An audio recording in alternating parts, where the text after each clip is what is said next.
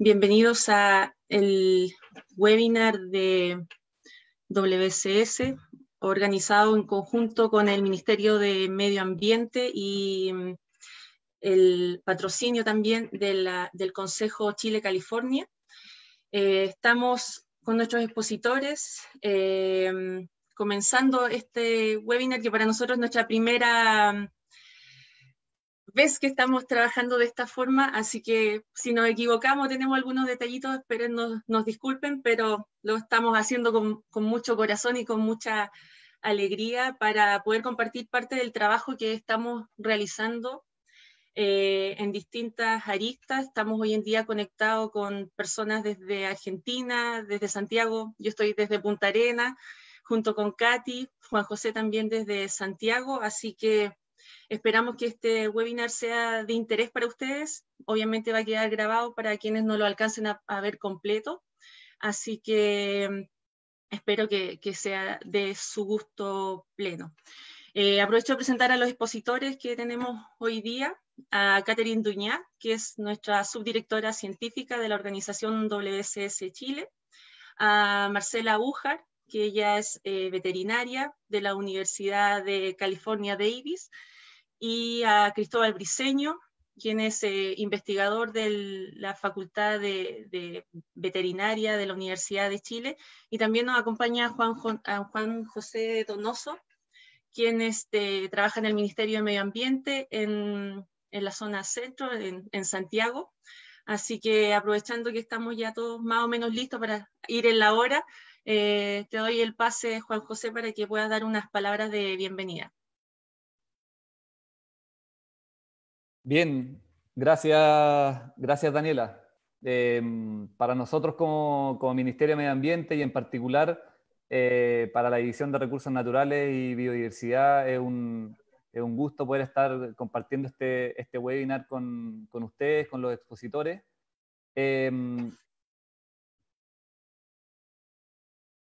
A la que nos reúne hoy día. Yo creo que en este contexto de crisis sanitaria, poder hablar de salud, un concepto que es tan amplio, yo creo que es especialmente valioso y yo creo que en ese sentido es la salud, el entender lo cercana que es para nosotros, como lo que se puede, cómo se ve, cómo se siente. Todos sabemos cuando no estamos sanos, cuando nos sentimos enfermos, lo que eso significa. Como desde que acá decimos en Chile, estamos a media máquina o al 3 y al 4, cuando estamos enfermos, nuestras capacidades cognitivas están disminuidas, nos concentramos menos, aprendemos mucho más lento, para qué hablar de nuestras capacidades físicas que se disminuyen, no tenemos el mismo rendimiento si es que hacemos ejercicio, y nuestra capacidad emocional también se ve finalmente mermada, andamos de mucho más mal humor, cortos de genio, y ese vínculo lo podemos hacer finalmente con la naturaleza. En el medio ambiente la salud tiene diversas dimensiones y hablamos de salud de los ecosistemas cuando, por ejemplo, el agua de un río corre con transparencia y con su pH indicado, cuando las poblaciones de flora y fauna cuentan tanto con individuos adultos como juveniles, cuando nuestras cuencas, nuestros bosques producen agua, y en general cuando el ciclo de la vida se completa de manera natural, independiente de cualquier ayuda humana, es decir, cuando los ecosistemas que son resilientes están sanos. Y cuando los ecosistemas están sanos, obviamente es más fácil que nosotros estemos sanos también.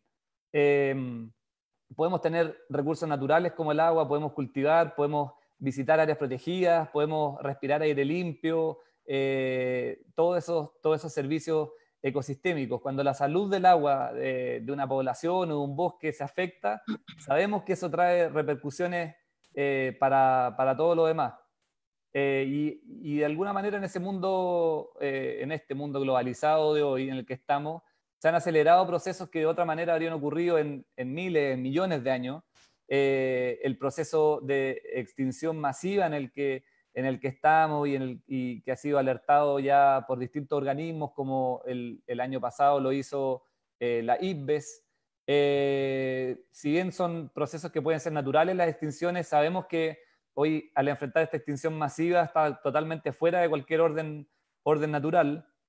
Lo mismo ocurre con la llegada de especies invasoras a los territorios. También es un proceso que ocurre en forma natural, pero hoy la llegada de especies que son exóticas y que se vuelven invasoras está completamente fuera del orden natural.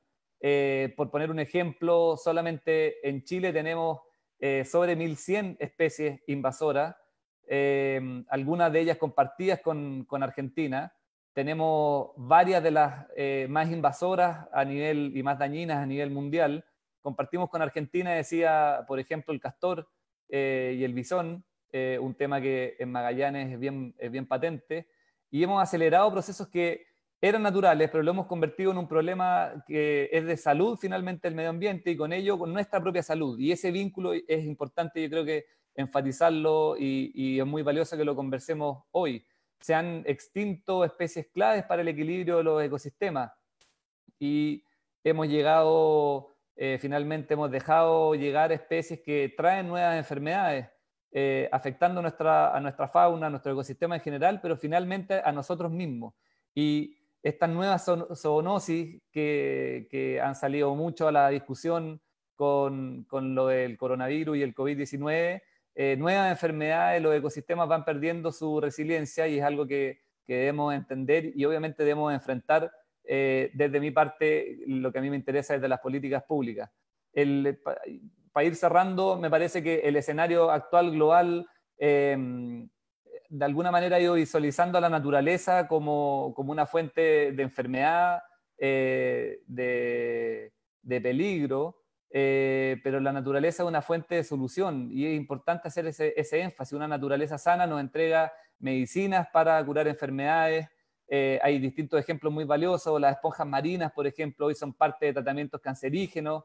Algunas especies funcionan como animales que son centinelas en cuanto a que nos avisan de brotes de enfermedades. Una naturaleza sana nos entrega recursos naturales de los que dependemos nosotros como especies, nos dan alimentos, recursos, salud, lo que les dije antes. Y cuando hablamos de salud, hay que entender también además que no hablamos solo de salud física, sino que también de salud mental, de salud espiritual. En particular, todos los que somos especialmente amantes de la naturaleza y estamos desesperados en este encierro en el que estamos, hemos vivido fuertemente lo que significa no poder ir al cerro, no poder ir, en mi caso, salir a ver pájaros, no poder hacer un sendero en un área protegida, ir al mar a disfrutar de la playa. Y tenemos que entender que la salud de todos finalmente es una sola salud. Quiero agradecer especialmente a WSS por la organización de este webinar, aquí presente todo el equipo, donde vamos a conversar de alguna manera de un ciclo de saludes, distintas saludes, que finalmente son solo una salud, y que todos los esfuerzos que se realizan tanto en la academia y sus investigaciones, como los que trabajamos en las políticas públicas, su gestión debe apuntar hacia allá, y en ese sentido quiero agradecer especialmente también a Marcela y a Cristóbal que van a estar presentando. Muchas gracias a todos por estar conectados, gracias a todos los que están de distintas partes de Chile, en otros países. Esperamos que sea un taller provechoso. El tema es apasionante, en particular en este contexto, y me parece además clave para entender lo conectados e interdependientes que somos y cómo aprendemos desde la política pública a enfrentar de mejor manera estos temas. Muchas gracias. Bien, gracias Juan José, gracias por acompañarnos también. No es una hora fácil en la que podemos estar haciendo este tipo de cosas, todos demás que estamos en nuestras casas haciendo otras cosas que no son el trabajo, pero cuando nos apasiona el tema, siempre estamos más allá.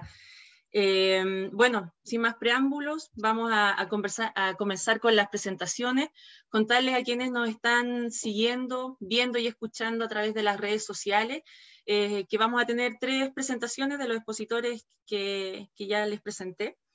Y vamos a tener posterior a esto un bloque de preguntas, las cuales las pueden ir haciendo a través del chat del Facebook, y la vamos a ir tomando y la vamos a ir organizando de modo que podamos hacer preguntas globales para nuestros expositores. Así que vamos a comenzar con Catherine Duñat, con la presentación Cómo el ser humano está profundamente conectado con la naturaleza. Gracias, Dani. Qué bueno estar acá y comenzar a hablar de estas cosas. Para no más preámbulo, como dice Daniela, vamos a comenzar hablando desde el principio. Y es básicamente el cómo estamos conectados con nuestra naturaleza. Los seres humanos, ¿cierto? Somos varios y no somos todos iguales. Eso es muy importante cuando hablamos de salud. Y no estamos tampoco flotando en el vacío, sino que estamos en la Tierra. La Tierra es básicamente lo que nosotros llamamos naturaleza. Esta Tierra tampoco está en el vacío, está en el espacio y es parte de un sistema, es el sistema solar. ¿Por qué les digo esto? Porque el concepto de sistema es súper importante cuando hablamos de salud. Tenemos por un lado, ¿cierto?, el Sol, las estrellas, la Luna, otros planetas y todos interactúan para explicar cómo nos afecta, por ejemplo, la Luna, ¿cierto? Más allá de lo místico que puede afectar a cada uno, nosotros sabemos que la Luna tiene un efecto sobre las mareas en la Tierra y sobre la agricultura, por ejemplo. Todos lo saben muy bien. Asimismo, como podemos separar los planetas, ¿cierto?, separar la Luna, separar la Tierra, dentro de la Tierra nosotros podemos hablar de ecosistemas terrestres, podemos hablar de sistemas marinos, podemos hablar de Chile, de Magallanes, específicamente de lo que hay en Tierra del Fuego, y separarlos para estudiarlos, para poder entenderlos. Pero en la práctica sabemos que los sistemas no se pueden separar, son todos uno solo, y esta naturaleza, para entenderla como un sistema, le llamamos ecosistema. Los ecosistemas tienen dos partes. Las partes vivas, los animales, incluido el ser humano, por supuesto, los vegetales, los hongos, bacterias, virus, parásitos, los virus no están vivos, pero bueno. Partes no vivas, ¿cierto?, como el sol, la lluvia, el agua, el suelo, los elementos. Pero esto que yo les estoy mostrando aquí es una aberración, ¿cierto? Esto no está así desordenado. Estas partes vivas y estas partes no vivas tienen relaciones. Unos animales se alimentan de otros, ¿cierto? Y junto con estas partes no vivas crean estos maravillosos ecosistemas, donde todos los elementos están en equilibrio. Lo interesante de esto es que cuando nos preguntamos por qué hay vida en la Tierra, la verdad es que viene de cosas, lo sustenta básicamente lo que no está vivo, ¿cierto? Como por ejemplo el carbono, el agua. Yo creo que para nadie es una novedad si les digo que el agua es un elemento vital. De ahí en el agua también tenemos oxígeno, ¿cierto? Y algo que hoy día es particularmente importante, ¿cierto?, es la temperatura. Hay vida en la Tierra porque la Tierra tiene una temperatura promedio de 15 grados. Bueno, tenía 15 grados, ¿cierto? Esto ha ido subiendo. Estas condiciones permitan que los seres vivos existan, ¿ya? Y son finalmente los elementos que van conectando los diferentes seres vivos. Por ejemplo, las vegetales, ¿cierto?, producen oxígeno que respiramos los seres humanos o los animales y luego liberamos el CO2 y se hacen estos ciclos. Las plantas, ¿cierto?, se quedan con ese carbono y lo incorporan a sus elementos. Y aquí tenemos carbono y oxígeno, por ejemplo. Entonces tenemos el ciclo del oxígeno y tenemos el ciclo del carbono. Y tenemos el ciclo del agua y el ciclo del nitrógeno y el ciclo del fósforo y todos estos subsistemas dentro de este gran ecosistema que ha tenido millones de años de evolución y están en equilibrio. Y por lo tanto están conectados. En esta imagen lo que les quiero mostrar es, imagínense que un lado de esta imagen es un sistema o un ciclo y el otro es otro ciclo. Están conectados, ¿cierto? ¿Y qué pasa cuando se cae el sistema? Lo quiero decir así porque todos lo entendemos, es súper fácil, ¿cierto? Cuando vamos, no sé, al banco y hoy se cayó el sistema, no hay sistema. Eso es algo malo, ¿cierto? Esto no va a resultar. Y básicamente eso es lo que pasa. Cuando nosotros vemos este dibujo, ¿cierto? ¿Qué nos recuerda? Nos recuerda una mariposa y esto es el efecto mariposa. Y quiere decir que las condiciones de un sistema, si yo las cambio, voy a alterar otro sistema. Y en condiciones o con consecuencias que realmente no sé a dónde pueden llegar. Y por ejemplo, algo que puede pasar es que de estar sanos pasamos a estar enfermos. Para explicarlo, usemos las enfermedades infecciosas que ahora están de moda, ¿cierto? Las que se transmiten por bacterias, virus, parásitos. Y estas enfermedades tienen tres componentes.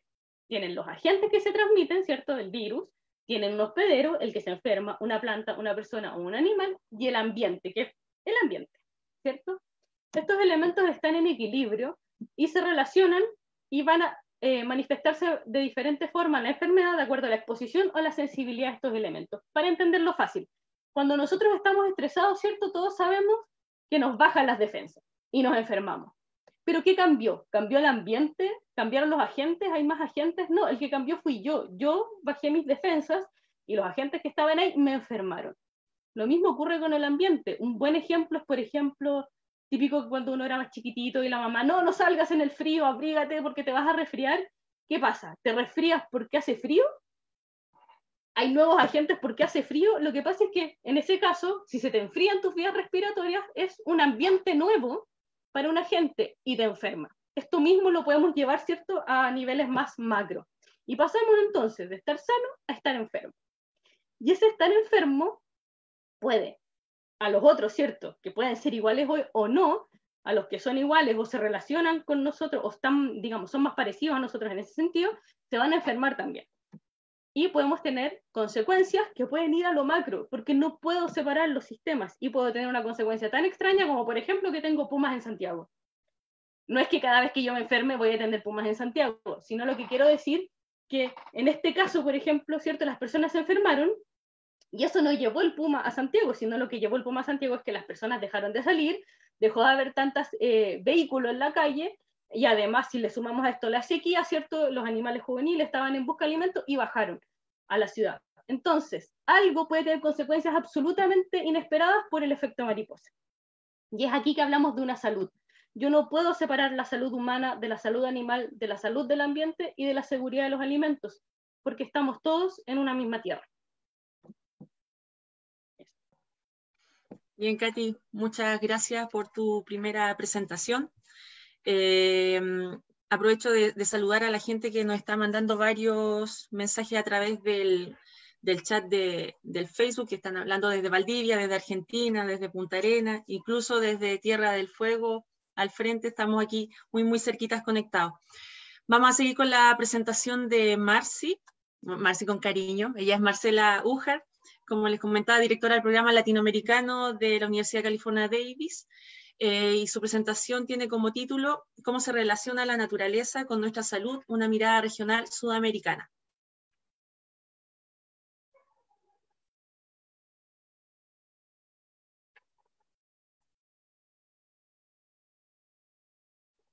Tienen que desbloquear ahí está. Estoy tratando de poner mi presentación. ¿Me avisan si la ven? Sí, ahí va. La correcta. Estamos viendo la pantalla donde están las distintas diapositivas.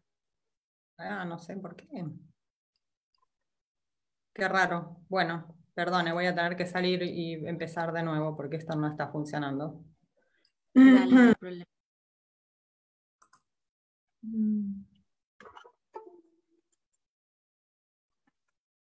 Bueno, aprovechamos de comentarle a nuestros usuarios que nos están viendo de que pueden seguir enviando sus preguntas al chat para que después se la podamos realizar a los expositores.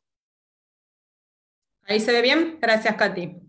Bueno, entonces, muchísimas gracias, Daniela, muchísimas gracias, Katy, Cristóbal, Juan José y a todo WSS Chile por la invitación. Es un placer para mí estar acá hoy con ustedes. Así que bueno, vamos a conversar sobre algunos aspectos de esta relación de la naturaleza con nuestra salud. Si es que logro que funcionen las diapositivas. Ahí está. Bueno, hay tres grandes factores que hoy influyen sobre la aparición y la prevalencia de estas enfermedades que llamamos zoonóticas, que son esas que se transmiten de los animales a las personas. Uno de esos factores es el cambio en el uso de la tierra, que en muchos casos es muy dramático y a una gran escala, que favorece la emergencia de estas enfermedades. De hecho, el cambio de uso de la tierra se relaciona con más de un tercio de las enfermedades emergentes o enfermedades nuevas que hoy nos afectan. Otro factor tiene que ver con los sistemas que hoy tenemos para producir alimentos, para alimentar a la enorme cantidad de personas que hoy somos en el planeta, sobre todo los que tienen que ver con prácticas de intensificación que también generan escenarios muy propicios para la transmisión de enfermedades de los animales a las personas.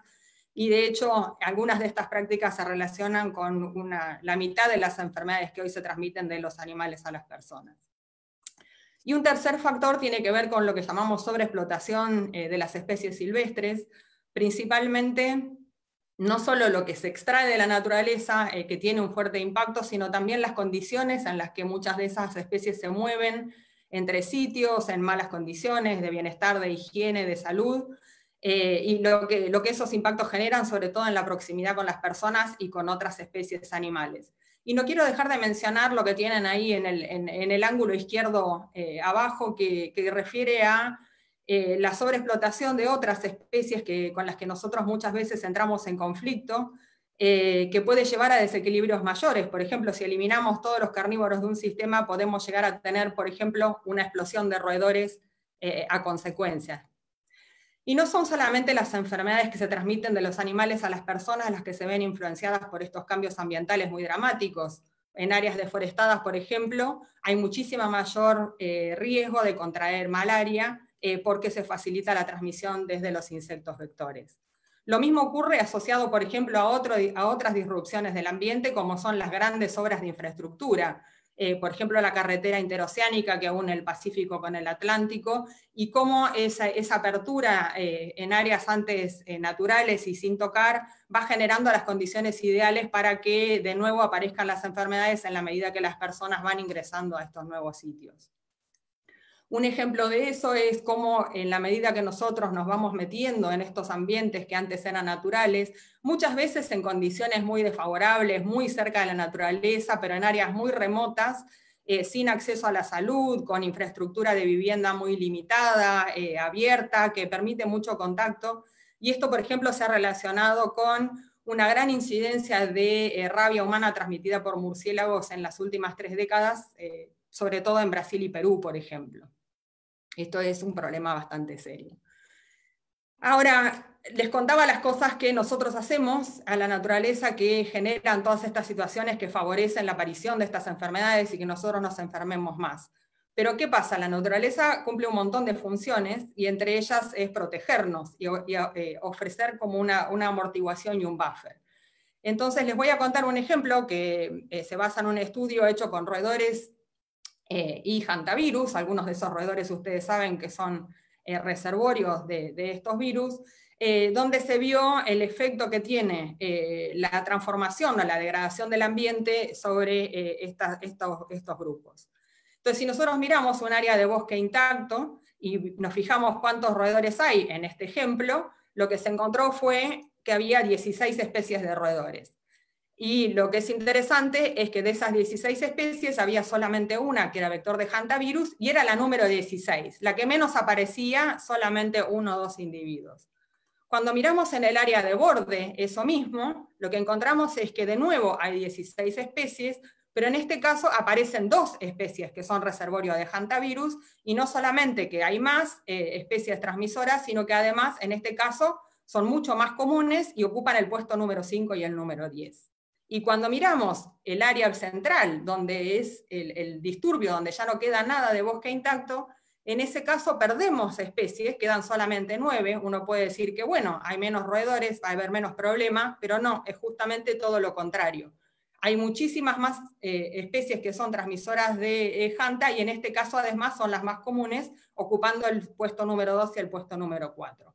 ¿Y qué trato de ejemplificarles con esto? Que la naturaleza ofrece este ejemplo de lo que se llama dilución. Cuando hay más biodiversidad, hay menos chances de que haya especies que sean reservorios de patógenos, y también mucho menos chances de que nosotros tomemos contacto con esas especies.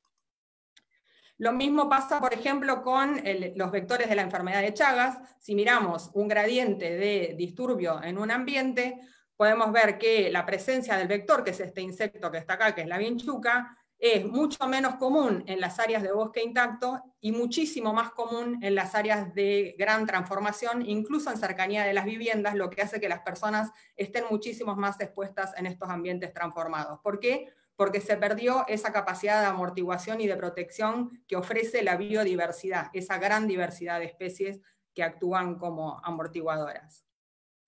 Y como decía Juan José también más temprano, otra de las funciones espectaculares que nos ofrece la naturaleza es de oficiar de alerta temprana.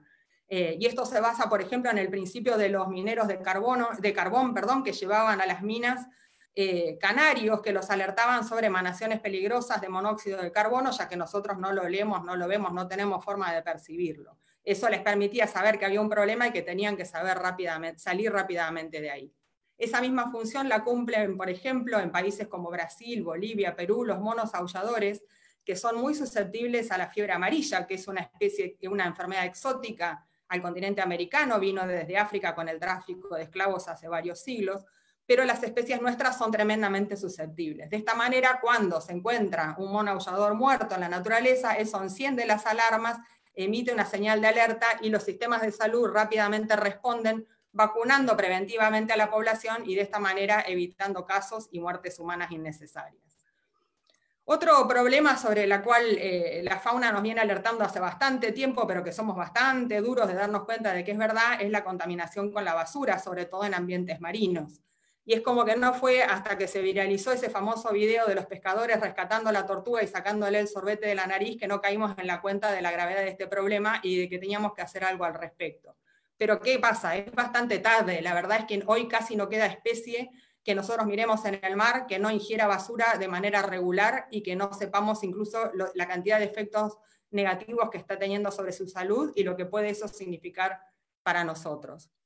De hecho, estamos en una situación tan complicada que para dentro de 30 años se estima que va a haber más plástico que peces en el océano, lo cual los coloca en una situación bastante desgraciada, yo diría, y de la cual somos enteramente responsables las personas.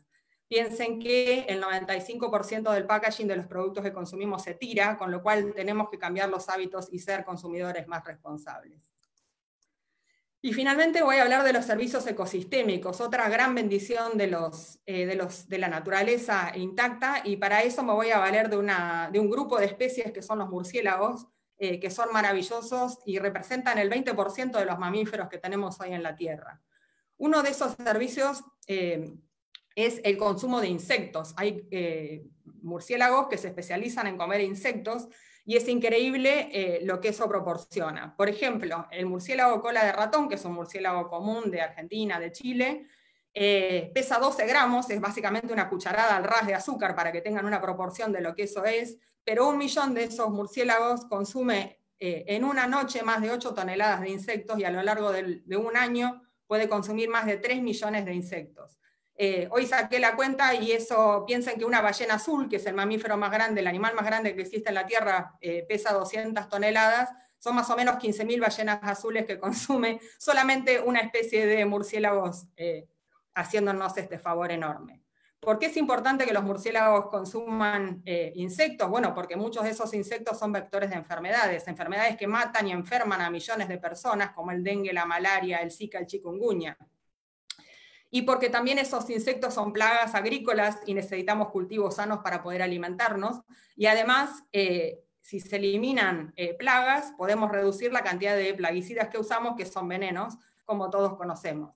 Entonces, ese ahorro que hacemos, lo podemos destinar, por ejemplo, a generar mejores prácticas agrícolas, pero también lo podemos destinar, por ejemplo, a tener mejores servicios de salud.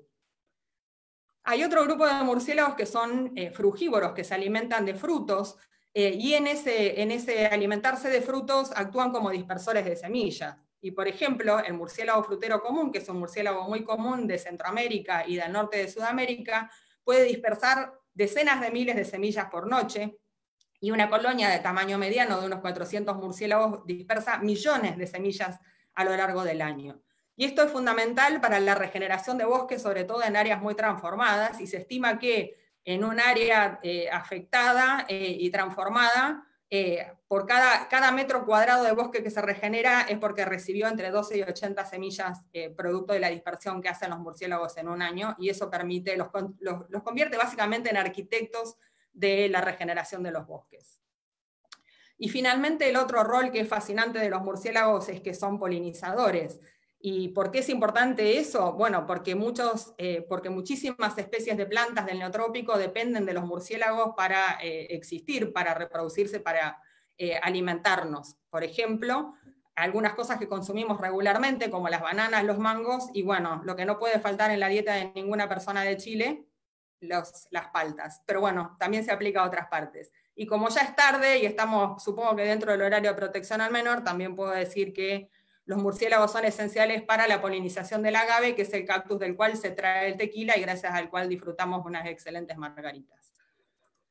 Finalmente no son solamente las plantas, los animales, perdón, lo que nos dan todos estos servicios, sino que también de las plantas extraemos muchos beneficios. Por ejemplo, algunos conocerán el anís estrellado porque lo usamos en la cocina, pero de este anís estrellado se obtiene esta molécula que es el ácido ciquímico, que es un precursor esencial para un antibiótico, un antiviral, perdón, que es uno de los únicos 3 que existen para combatir los virus influenza, los virus de la gripe. Así que fíjense todas las cosas que nos da la naturaleza y de la cual dependemos para mantener nuestra salud. Entonces, básicamente, quiero que hagamos el ejercicio de pensar cómo vamos redefiniendo nuestra relación con la naturaleza, no como una burbuja, no en una burbuja y en una forma aislada, sino en un contacto más, y ni tampoco en un contacto más estrecho, porque ya vimos que las dos cosas son peligrosas, sino en una relación un poco distinta, donde haya muchísima más valoración, respeto y reconocimiento de lo necesaria que es la naturaleza para el mantenimiento de nuestra propia salud. Entonces los invito a que pensemos y que hagamos todos los días mejores cosas para que eso suceda. Por ejemplo, que seamos consumidores y usuarios informados y responsables, que exijamos buenas prácticas productivas, que consideremos plantar un jardín para polinizadores, que usemos plantas nativas, que no desperdiciemos alimento, que limitemos la cantidad de basura que generamos, que nos interesemos por el bienestar y la salud de los animales, incluso los que son para consumo, y que prestemos atención a la naturaleza y nos mantengamos conectados y atentos a lo que está pasando, y por supuesto que nos demos tiempo para disfrutar, descubrir y nutrir nuestro bienestar emocional con todo lo que la naturaleza nos brinda. Por su atención, muchas gracias. Gracias, Marci, gracias por ese llamado que se hace tan necesario, especialmente en estos días en que hemos tenido que estar bastante encerrados en nuestras casas y a muchos de nosotros la naturaleza nos llama y necesitamos de ella tanto en lo espiritual como en lo esencial que hay en nuestro día a día. Entonces, gracias por tu presentación.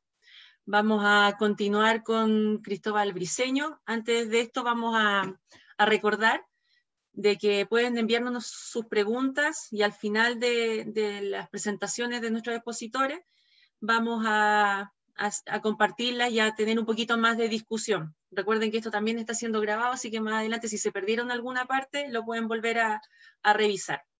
Entonces, Cristóbal, vamos contigo con la presentación Ejemplo desde Tierra del Fuego, agentes infecciosos, zorros y castores. Desde Latinoamérica vamos cada vez más acotando la parte geográfica, así que nos vamos ahora hacia Tierra del Fuego. Cristóbal. Muchas gracias, Dani. ¿Se ve bien? ¿Sí? ¿Se ve? Sí, ¿Se ve bien o no? Sí, está perfecto. Perfecto, y ya, perfecto. Primero que todo, quiero agradecer a la organización por hacer esta también, para mí es nuevo, así que estar todo tras bambalinas ahí haciendo la magia de que esto funcione. También agradecer a la gente que está en sus casas, ¿no es cierto?, con confinamiento social, y haciendo el esfuerzo también para que podamos superar esta pandemia. Mi intención es transportarlos a la isla grande de Tierra del Fuego, que con 50.000 kilómetros cuadrados es la isla más grande de Sudamérica. Esta isla es la isla, es una, como les digo, una isla, ¿no es cierto?, muy grande, que presenta los bosques más australes del mundo. Está dividida entre, es mitad de la parte oriental de la República Argentina, la parte occidental de la República de Chile. Presenta, por su aislamiento geográfico, especies que son únicas, por tanto endémicas de Tierra del Fuego.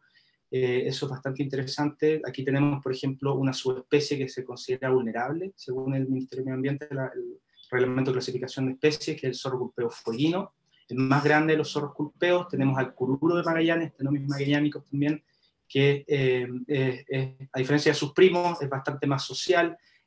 Por ejemplo, el canquén colorado también, que anida en el norte de la isla, donde se encuentran la estepa, la parte más estepárica, y también, como imaginarán, entre las latitudes 52 y 54, ¿no es cierto?, un lugar muy frío, donde los ectotermos les cuesta permanecer, ¿no es cierto? No hay en este momento anfibio ahora, pero sí tenemos un reptil, que es el Liolaemus magellanicus, lo suficientemente valiente para vivir en esas latitudes. En el sur de Tierra del Fuego, en el lado chileno, se gesta el año 2004, se produce la donación de terreno más grande de la historia. con 300.000 hectáreas que son cedidas a la Wildlife Conservation Society, y para la creación de Caruquinca, que en idioma Selknam significa nuestra tierra. Este es el paño o el bosque continuo subantártico más grande. Es considerado un laboratorio natural porque tenemos varios ecosistemas, ecosistema andino, ecosistemas costeros, pero destacan principalmente también sus bosques y sus humedales y turba. Desde el año 2004, desde su creación, ya comienza una estrecha colaboración con la Universidad de Chile en levantamiento de información. Sin embargo, como decía también Marcela, tenemos también, esta isla no está ajena a las amenazas, la destrucción de hábitat, por ejemplo. Aquí, ¿no es cierto?, desde a fines del siglo XVIII hay un gran desarrollo de la industria ganadera, ¿no es cierto?, que si es más manejada puede generar también empobrecimiento del suelo. Tenemos también actividades de explotación forestal e incluso explotación minera, como el caso de la extracción de la turba, que está, o que está bajo la ley minera. Marcela mencionaba, ¿no es cierto?, que la destrucción de hábitat es la causa más importante de pérdida de biodiversidad, y las especies invasoras a nivel global son consideradas la segunda causa más importante. Sin embargo, en islas son consideradas como la causa más importante de pérdida de biodiversidad. Y las especies invasoras aumentan su distribución facilitadas por el ser humano, ya sea accidentalmente, como los ratones que pueden haber llegado, ¿no es cierto?, con los primeros europeos, o intencionalmente, como el caso del bisón. La imagen de arriba es un bisón tratando de depredar sobre un alcatraz en Escocia, pero eso podría estar pasando perfectamente en Chile, porque esta especie fue introducida, incentivada por la industria peletera, y abajo ven una fotografía en Navarino de un bisón transportando un congrio que probablemente pescó él, porque son muy versátiles, buenos nadadores. Las especies invasoras producen, se estima que a la economía global, costos del orden de 1.4 trillones de dólares anualmente. Las especies invasoras pueden competir, depredar, y se ha visto que están vinculadas a la aparición de enfermedades. Como decía Juan José, en Chile tenemos del orden de 1.100 especies invasoras, de las cuales 22 son mamíferos introducidos. Las especies invasoras se las podríamos agrupar en dos grupos en Tierra del Fuego. Ahora, bajando un poco más a lo que es Tierra del Fuego, tenemos, por ejemplo, ganado, caballos, cerdos, perros y gatos que fueron introducidos de Europa, y que cuando son mal manejados por el ser humano pueden generar un impacto importante sobre la biodiversidad. Por otra parte, tenemos invasores que son de vida libre, en donde tenemos, por ejemplo, el conejo, que fue introducido en Tierra del Fuego, el zorro chilla, que fue introducido desde el continente para controlar las plagas de conejo, y bisón, rata almizclera y castor, que estas tres especies también fueron introducidas intencionalmente para desarrollar la industria peletera. Importante destacar que en Tierra del Fuego se estima, o en el archipiélago fueguino, se estima que las especies invasoras duplican a las especies nativas. Aquí tenemos al castor, que es el segundo roedor más grande del mundo. En 1946 fueron introducidos en Argentina 10 parejas, y actualmente se estima que son más de 100.000 individuos que están presentes, los cuales ya cruzaron el estrecho de Magallanes y están también en el continente.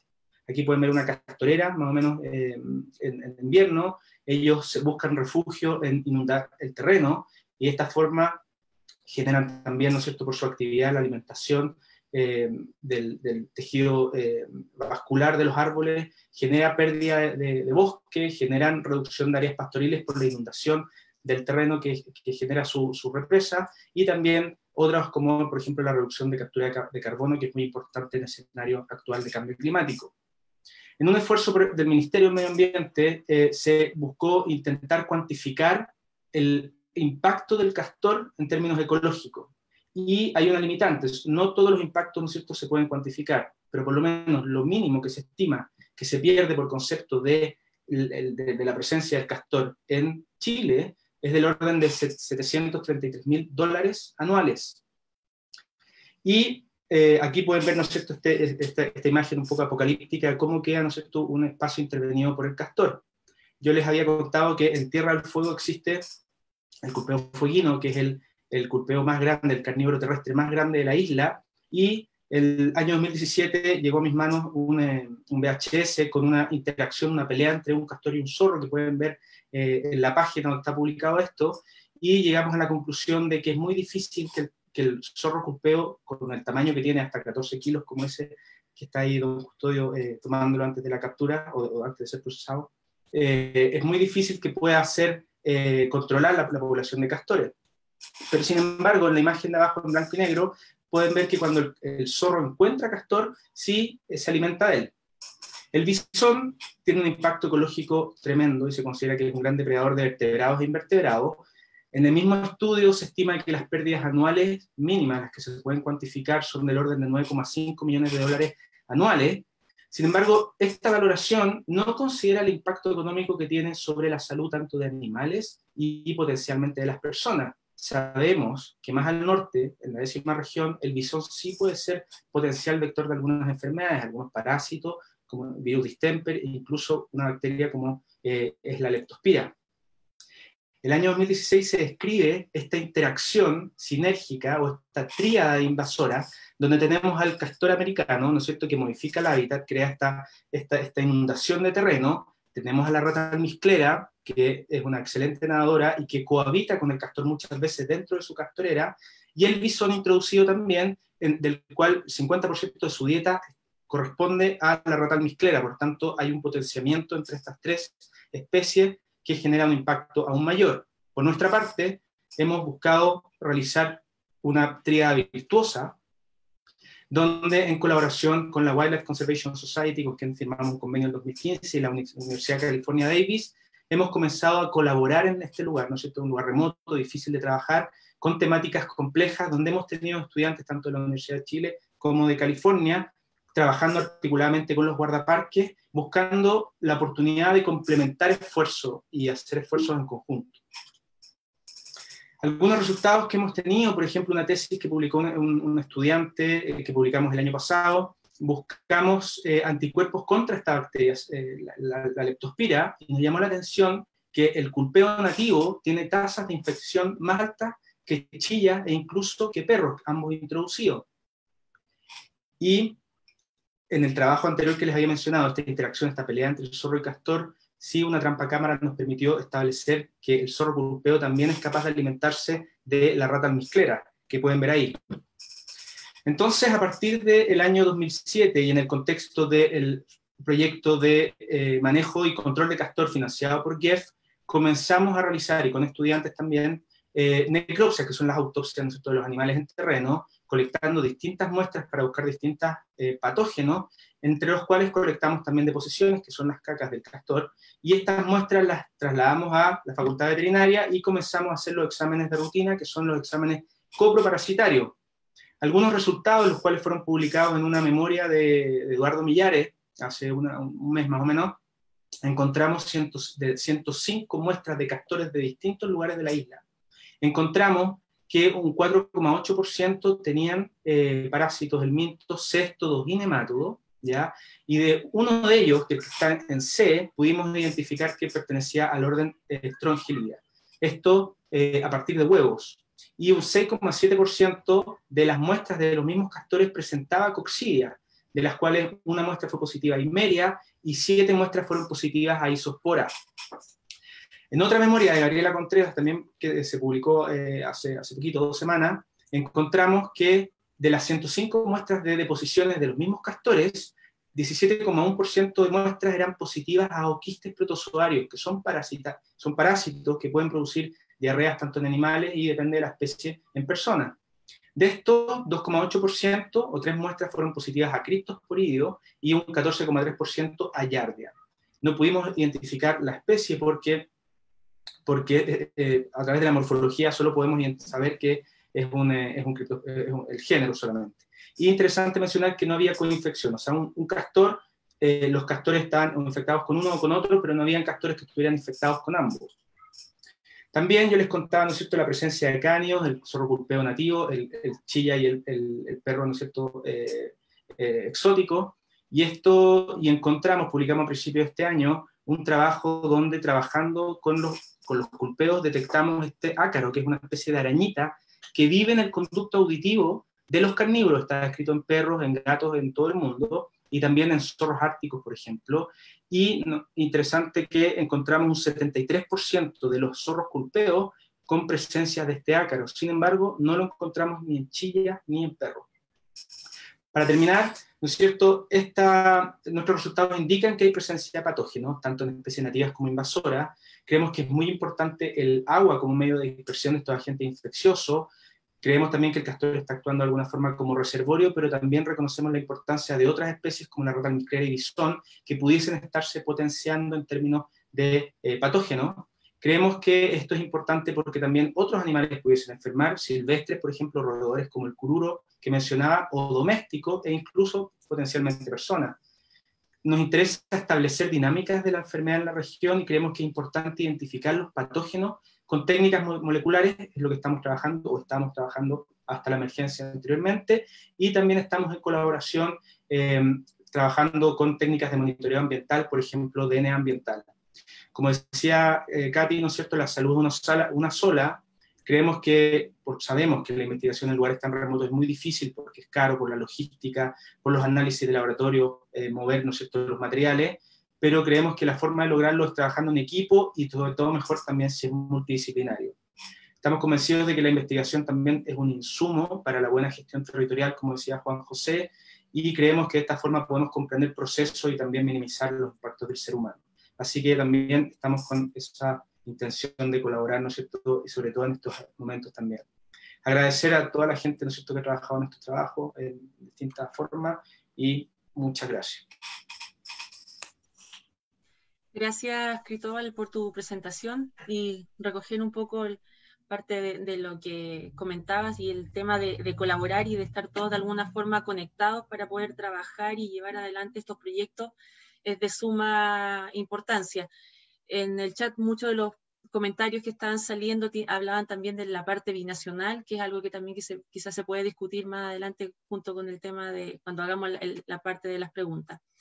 Katy, te doy el pase para dar el cierre de las presentaciones y de ahí dar paso a las preguntas. Aprovechen de preguntar. Ahí vamos a tratar de elegir a las más representativas, y las que no alcancemos a responder las vamos a responder a través del mismo, la página de Facebook de WSS Chile, una vez que terminemos este webinar en el cual todos están aportando de alguna u otra forma. Katy. Muchas gracias, Dani. Bueno, muchas gracias a las presentaciones de Marci y Cristóbal también, porque espero que haya servido, ¿cierto?, para demostrar esta conexión que tenemos con la naturaleza.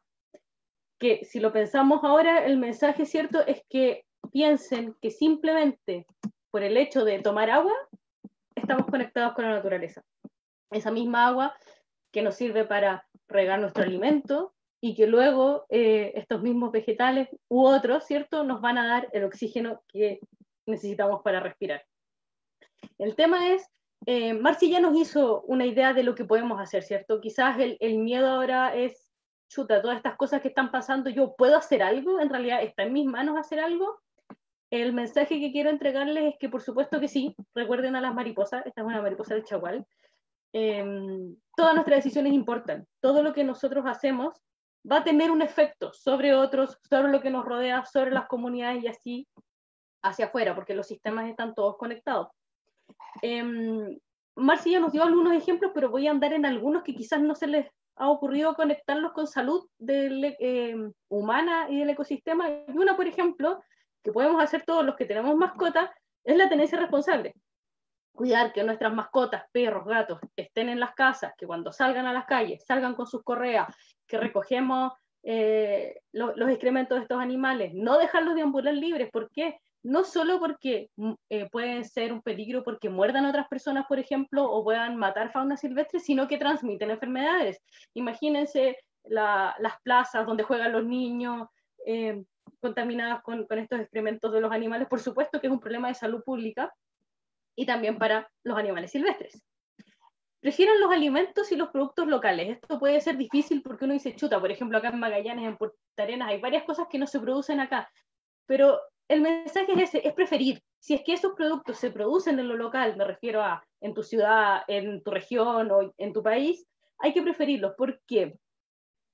Porque esto permite el fortalecimiento de no solo las comunidades locales, sino también la economía local. O imagínense ahora que la mayoría estamos, bueno, nosotros saliendo a cuarentena, pero encerradas en nuestras casas, qué importante es que nuestras comunidades sean resilientes y puedan adaptarse a estos cambios bruscos que pasan.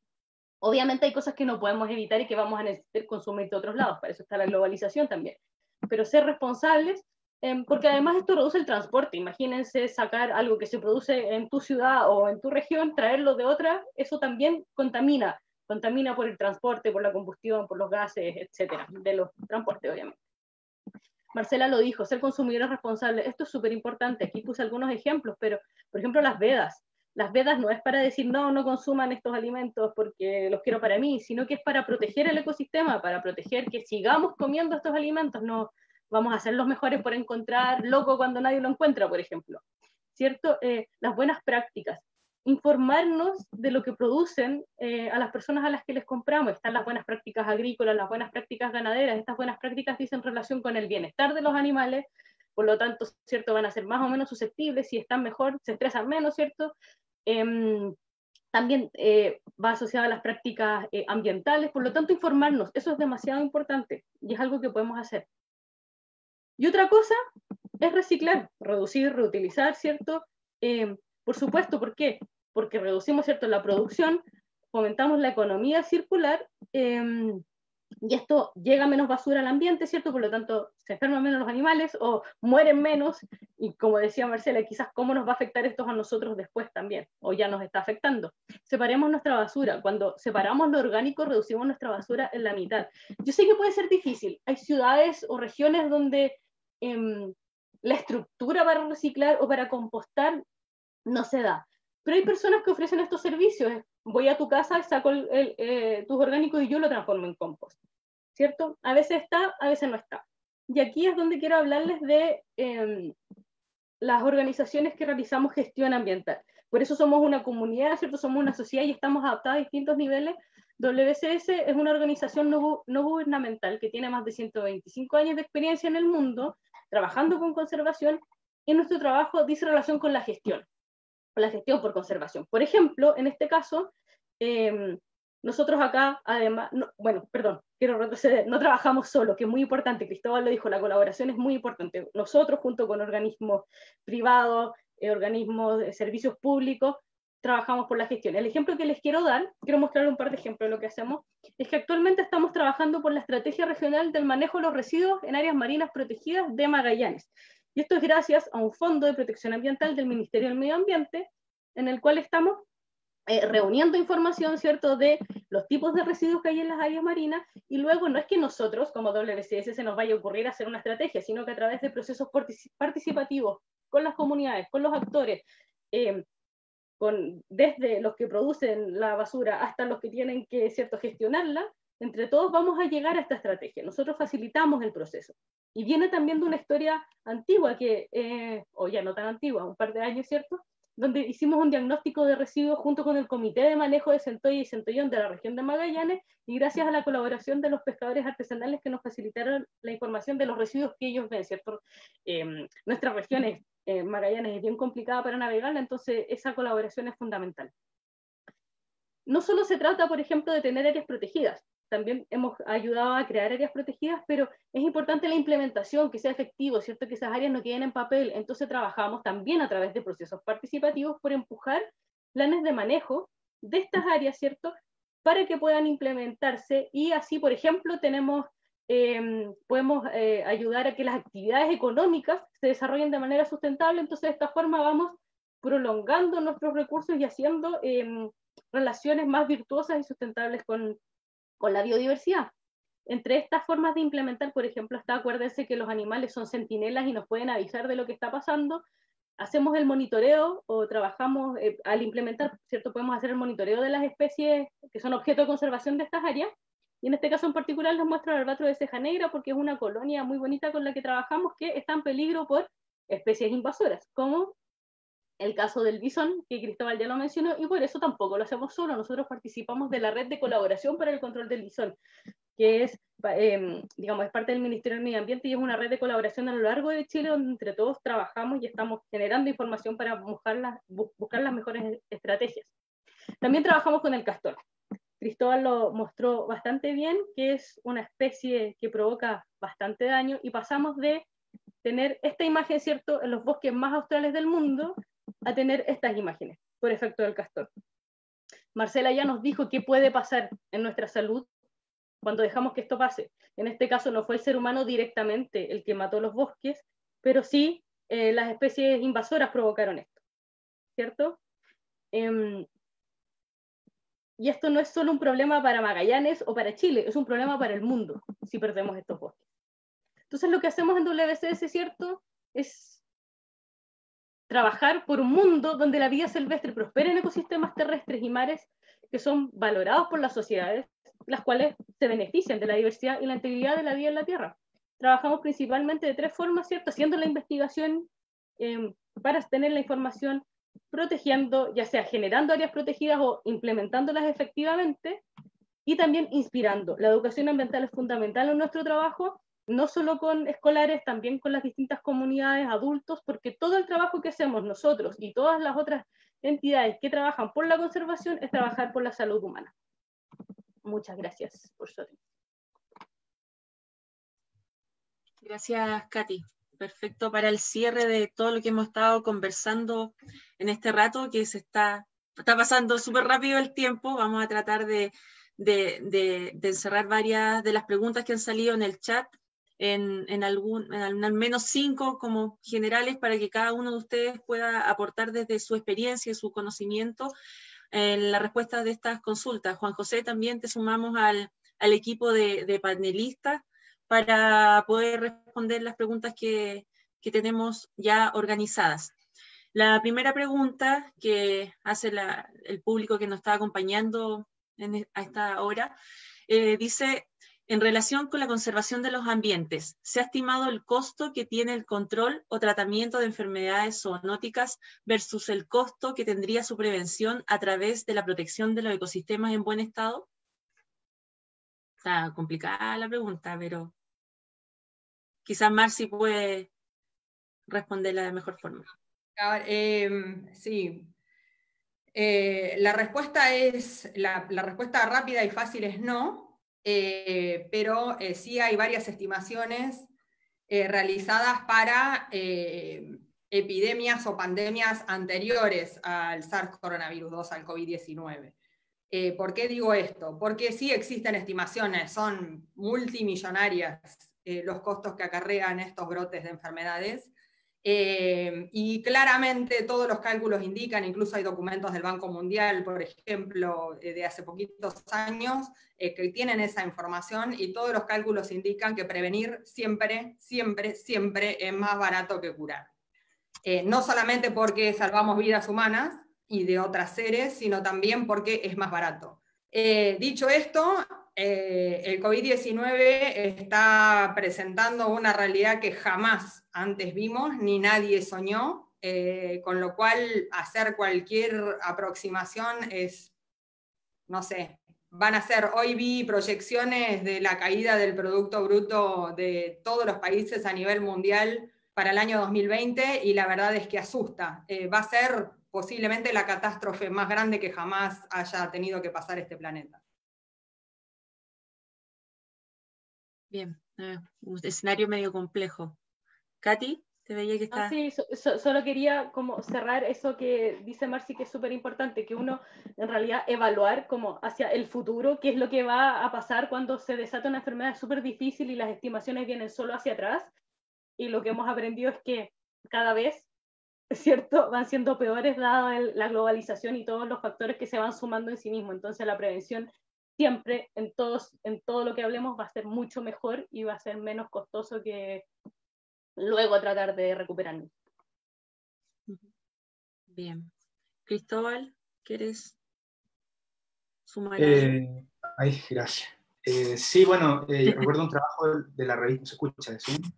De la revista Science, sí. Hay un trabajo, recuerdo, que decía que hay una razón de beneficio, uno es a 100, o sea, vendría siendo 100 veces más caro o sea, como dice Marce, es mucho más barato finalmente prevenir. Ese es más o menos el cálculo, pero también, como dice Katy, es muy difícil estimar esto, y también, como mencionaba, a veces uno estima los costos, los economistas hacen, ¿no es cierto?, cálculos con equipo, y hay muchos impactos que a veces también es muy difícil cuantificar. Entonces, es como que siempre quedan un poco más cortos, yo diría, en general, por lo menos lo que yo he visto en las estimaciones.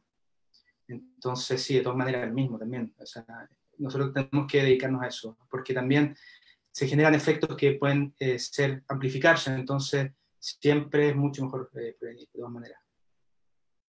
Coincido. Bien, gracias, Cristóbal. Juan José.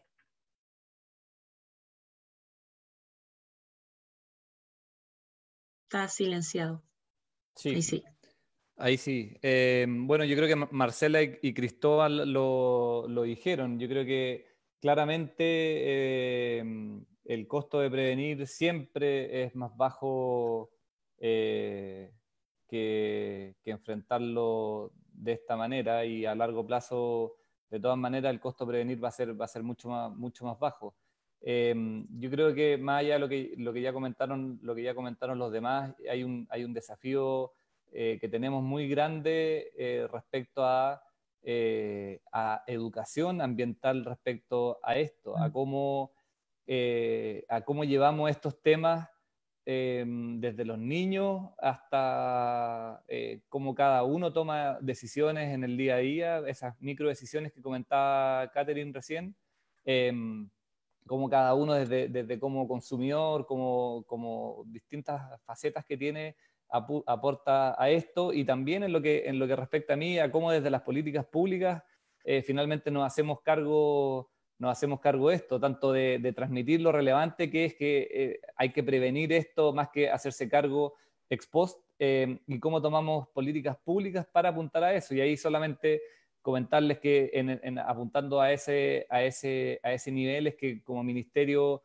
hace unas semanas le pedimos a la plataforma de IPBES, una plataforma que es como el IPCC de la biodiversidad, donde están los científicos más relevantes sobre diversidad a nivel mundial, el que se trabaje en generar recomendaciones de políticas públicas a cómo hacemos frente a las pandemias en general.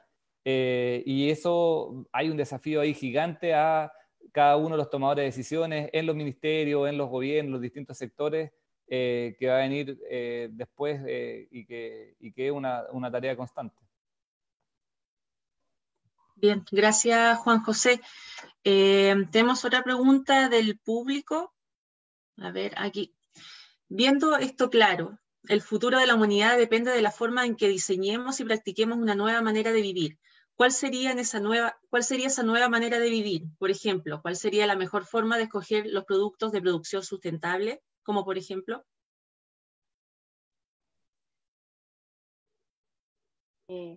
Difícil pregunta.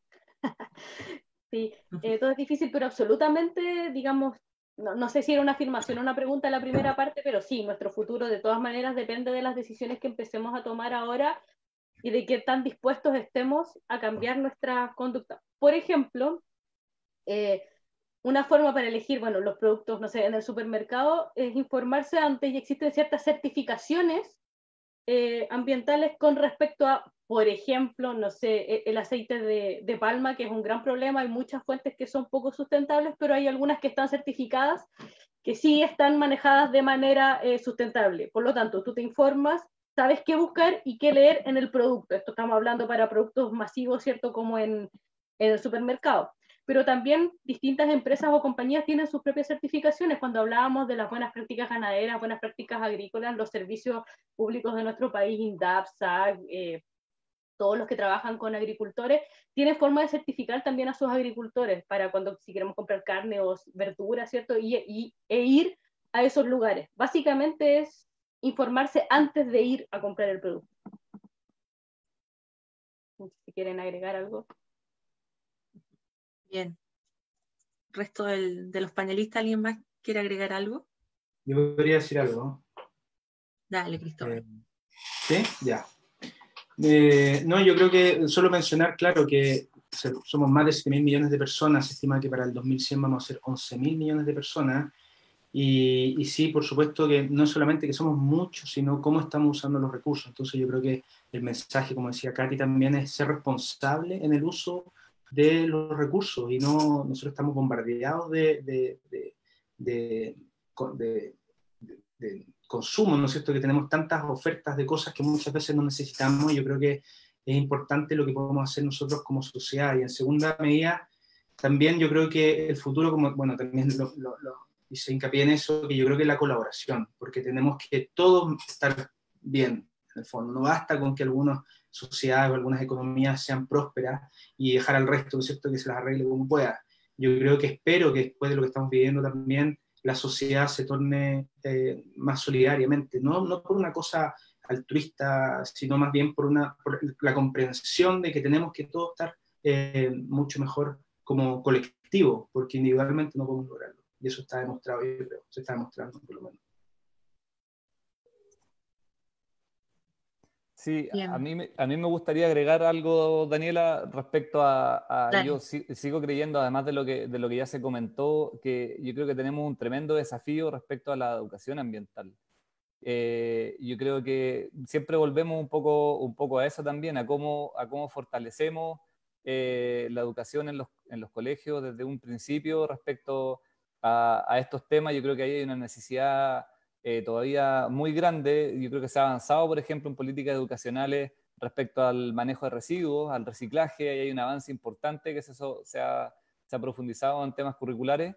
Y yo creo que tenemos un desafío desde la biodiversidad, desde la conservación en general, a ese tema, en eso específicamente. Y nosotros como ministerio también hay otros aportes, además de lo que se comentaba antes, respecto a, por ejemplo, cómo se incentiva a los municipios. Hay un sistema de certificación ambiental que funciona para las municipalidades o también para establecimientos educacionales que buscan ir incorporando estos temas cada vez más en distintos ámbitos, o el programa Estado Verde que sacamos como ministerio también hace un tiempo, que yo creo que son distintos temas que van aportando a ir generando mayor conciencia sobre esto en general. Bien, excelente. Marci, ¿quieres aportar algo más?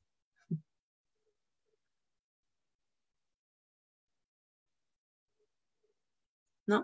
Bien.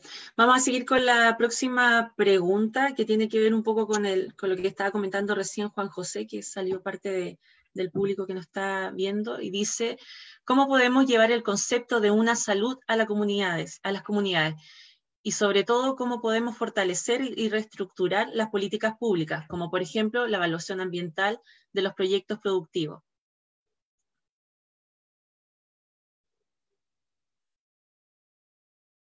Quizá ahí, Juan José, puedes de alguna forma seguir con lo que venías planteando con el tema de educación ambiental de pronto, no necesariamente, pero es una de las patitas que se podría incluir de cómo acercamos estos temas a la comunidad en general, que no se vea en una estratosfera que no se entiende y que muchas veces ha servido más que nada para separarnos de la naturaleza en vez de acercarnos un poco más.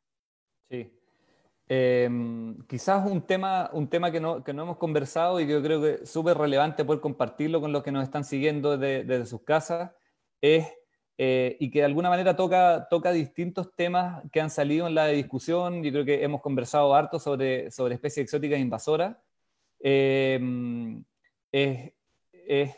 Esto lleva, yo creo, necesariamente a que hoy nuestra gobernanza en temas de conservación es muy frágil.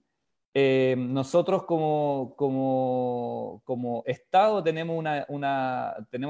estamos atrasados respecto a cómo enfrentamos los temas de conservación, y eso es algo que yo creo que abarca distintos temas. Lo que se mencionaba, por ejemplo, ahí en la pregunta respecto a la evaluación ambiental de proyectos y a cómo incorporar más fuertemente estos temas. Hasta el día de hoy, nuestra institucionalidad ambiental no tiene un servicio de biodiversidad y de áreas protegidas. O sea, un solo servicio que reúna la administración de todas las áreas protegidas y que mire el territorio en forma completa en cuanto a la gestión de conservación. En eso estamos todavía muy atrasados.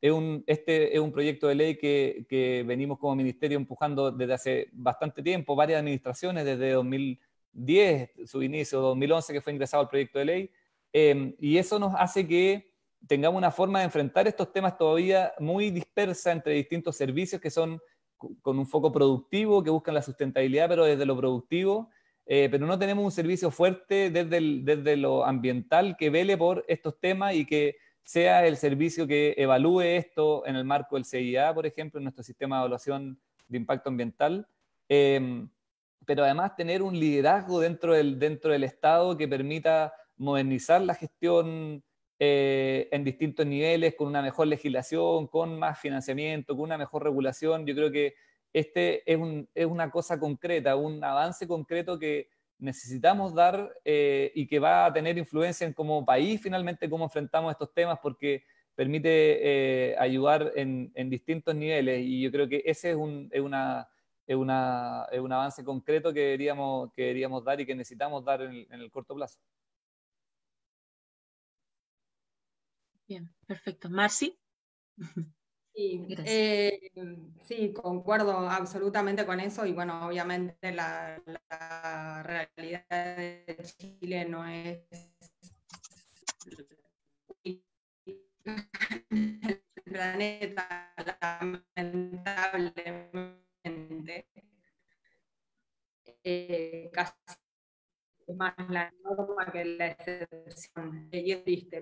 Vietnam han creado ministerios o confluencias de ministerios que tratan los temas desde un abordaje de una salud.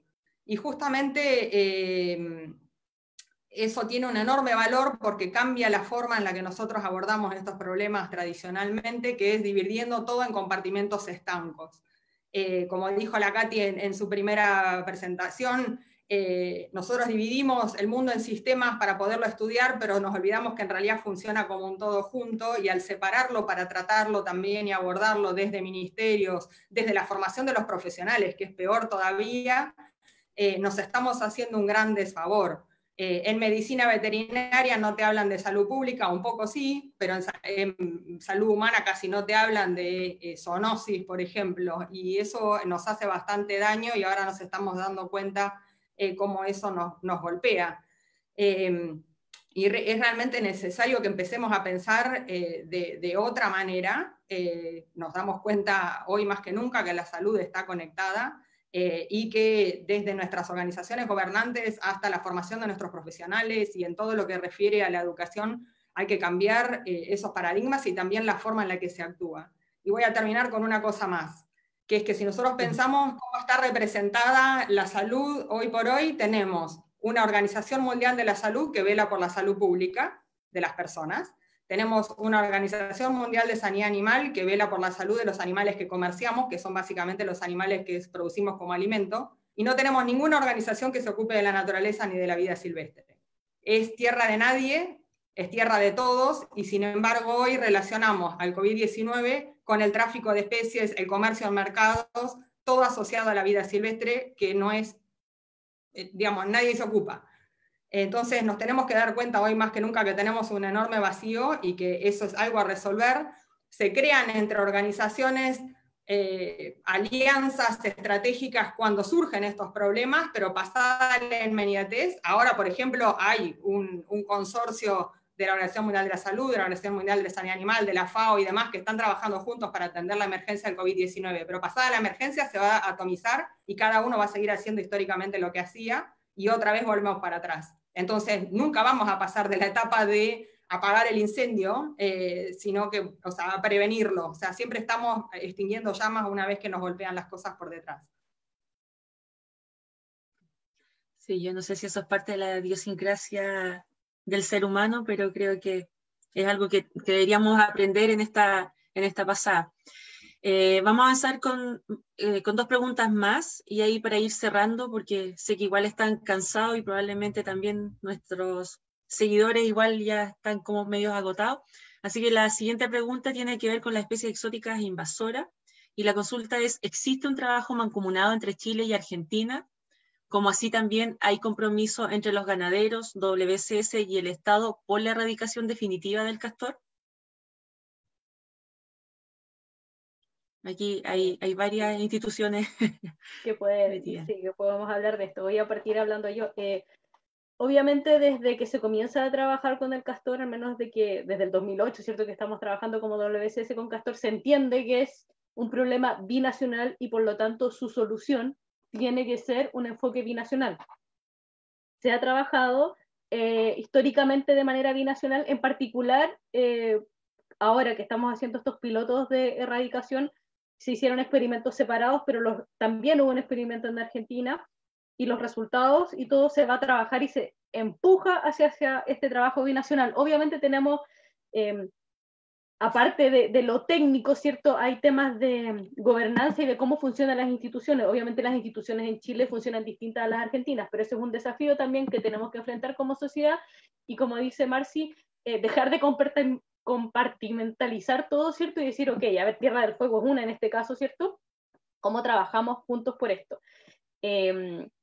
Así que estamos avanzando esto, y bueno, el proyecto, nuestros pilotos, ¿cierto?, que estamos haciendo en Caruquinca, y el piloto que estamos haciendo afuera, y todos están prontos a finalizar y a tener resultados, y estamos empujando, ¿cierto?, hasta a buscar este control definitivo, erradicación del castor, que puede ser en muchos años, puede ser en pocos años, dependiendo cómo viene, pero sí, es algo que definitivamente tenemos que eliminar, si no ya sabemos lo que le pasa a nuestros bosques, ¿cierto? Y cómo eso nos golpea a nosotros, como adaptación al cambio climático. Eso es brutal si no hacemos nada. No sé si Cristóbal quiere sumar su trabajo. Bien, Cristóbal. Bueno, ¿se escucha?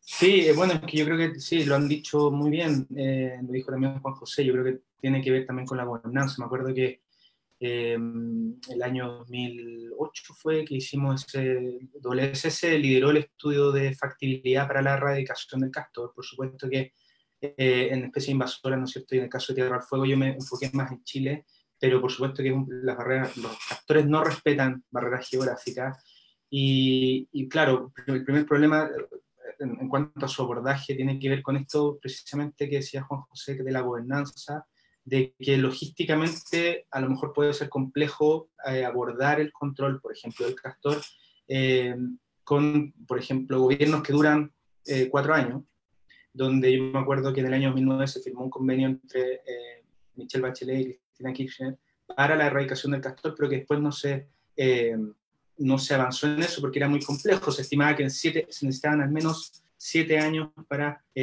generar o poder controlarlo o erradicarlo, ¿no es cierto? Por lo menos erradicarlo de la isla de Tierra del Fuego.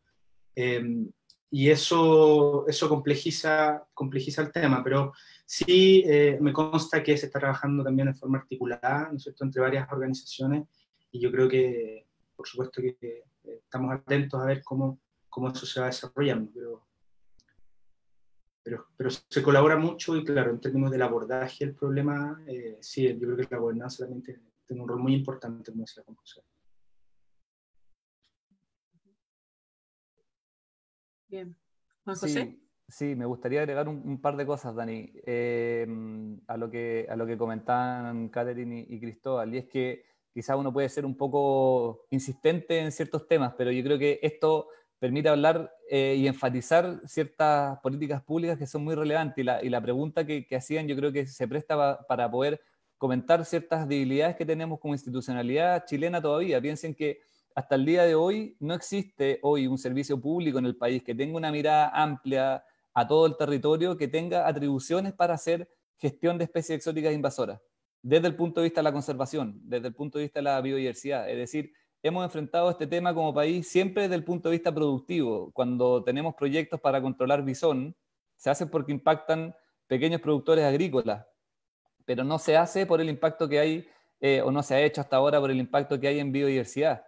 Y de nuevo, esto hemos buscado suplirlo como ministerio con nuestra institucionalidad actual, en particular mi división, que es la que trabaja en biodiversidad, con algunas de las cosas que fueron comentadas acá. Está el proyecto que es Castor, que está haciendo un trabajo muy valioso con el aporte y el gran trabajo del SS allá y otros actores. Pero necesitamos avanzar a tener una institucionalidad, y en particular este servicio de biodiversidad y áreas protegidas permite tener atribuciones profesionales, financiamiento para poder hacerse cargo de estos temas de forma real, de forma efectiva, de forma eficiente en el largo plazo, porque el desafío gigantesco que tenemos en este tema, Cristóbal bien lo comentó, la cantidad de especies, el daño, uno podría alargarse mucho dando números y el impacto económico que tiene hoy las especies exóticas invasoras que tenemos. Pero yo quiero hacer énfasis en particular en eso, en la mejora que podríamos tener teniendo este servicio funcionando, y el desafío que vamos a tener en el tema castor es muy grande. Existe, de verdad que existe una estrategia binacional. Hoy hay un proyecto GEF andando en Chile, en Magallanes, sobre castor, ha habido en Argentina, hay un trabajo, pero necesitamos eso profundizarlo mucho más porque no sacamos nada con hacer acá en Chile en particular o en Argentina en forma separada gestión del castor si es que no es en conjunto. Y por eso es tan relevante lo que comentaba antes sobre la institucionalidad. Bien, sí, tenemos todos, varios de nosotros estamos esperando el servicio de biodiversidad, así que ahí estamos atentos a que esto resulte. Los voy a dejar con la última pregunta, que es bastante romántica, pero creo que es parte de cómo debemos cerrar este webinar y de la intención que tenía también este formato de exposiciones para compartir con la comunidad en general y de ver cómo podemos hoy en día volvernos a conectar con la naturaleza, que es algo que necesitamos y que debemos tener en cuenta. Entonces, la última pregunta que tengo para ustedes es: ¿el futuro de la humanidad depende de la forma en que diseñemos y practiquemos una nueva manera de vivir? ¿Cuál sería esa nueva manera de vivir para ustedes? Yo creo que esto va bien en lo personal. Quedaron callados. Vamos, Katy, que eres la primera que tengo acá. Voy a partir yo. Es difícil, porque la verdad es que para lo que hemos hablado todos, ¿cierto? Lo que decía Cristóbal, que es súper importante, de que no estamos separados, ¿cierto? Es decir, no necesitamos como sociedad, ¿cierto? Trabajar de forma más colectiva. Lo que decía Marci es de la institucionalidad, ¿ciertos? Internacionales. Vamos a responder desde lo quizás utópico, ¿cierto? Pero la verdad es que hay que cambiar la forma en que nos relacionamos con la naturaleza, desde el uso que hacemos de los recursos, de entender que tienen un límite y que la economía o la forma en que tenemos la economía en el mundo tiene que cambiar, porque quizás esta utopía mística, ¿cierto? De nosotros producimos algo, ustedes producen otro, hagamos trueque, hay que buscar otra forma de trabajar con la tierra, porque el mecanismo que tenemos, el método que tenemos hoy, no hace más que avanzar, avanzar, avanzar, y sigue la idea de que los recursos son infinitos. Y la verdad es que no lo son, el planeta tiene un límite, de hecho es súper difícil conversarlo, pero el planeta tiene un límite de personas que puede sustentar. Es como cuando uno habla en el campo, ¿cierto? ¿Cuántas ovejas puede alimentar este campo? Pucha, la tierra también lo tiene, entonces es una cosa bien a largo plazo. Y eso, lo que dice Cristóbal es súper importante, hay que trabajar a largo plazo, las políticas públicas, las sociedades tienen que pensar en este camino hacia el largo plazo. El cómo hacerlo, la verdad es que es difícil, empezando a conversar. Sí, es necesario conversar. Marci. Micrófono bloqueado. Sí, creo que algunas de las, o sea, lo que yo pienso principalmente es lo que usé para cerrar mi presentación. Creo que hay que retomar esa valorización. Ya no podemos subsistir. O sea, creo que demasiado seguido nos olvidamos de que dependemos enteramente de todo eso que yo les conté, de esos servicios ecosistémicos y tantas otras cosas. Digamos, no hay alimento posible sin naturaleza, no hay agua posible sin naturaleza, y tantas cosas que venimos conversando. Yo creo que esta coyuntura en la que nos encontramos hoy nos da una oportunidad única, desgraciada, pero única, y lo que más me apenaría profundamente desde lo personal y desde lo profesional, porque yo me dedico a la conservación porque creo profundamente que es el camino, y me siento profundamente conectada con la naturaleza, pero yo creería terrible que no aprendamos nada de esta situación de hoy. Que volviéramos a lo mismo de antes de enero, una vez que pase la emergencia. Eso sería terriblemente lamentable.